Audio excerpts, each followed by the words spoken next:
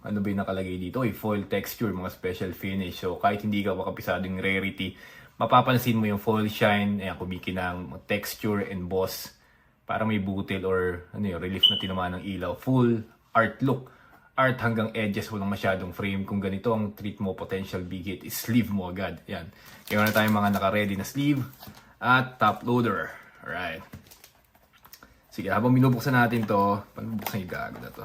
Saan ko binubuksan? Oh, dito pala. Kaya natin. Damn! First time, bro. Holy crap! Damn, man. Pucha. So, meron tayong isang case nito. Siyempre, hindi natin sabay-sabay bubuksan yun. Kasi nga, madami. So, unti-unti natin, guys. Gaya natin to. 3 packs tayo per. Nakakakaba naman ito, mga papi.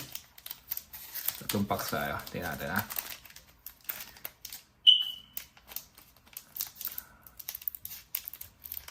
Oh, shit, puta. Baka mamaya magupit ko yung mismong card. Iyak tayo. Yung si Daddy gupit. Say natin, putik. Sabi nga nila, safety first, guys. Safety first, safety first.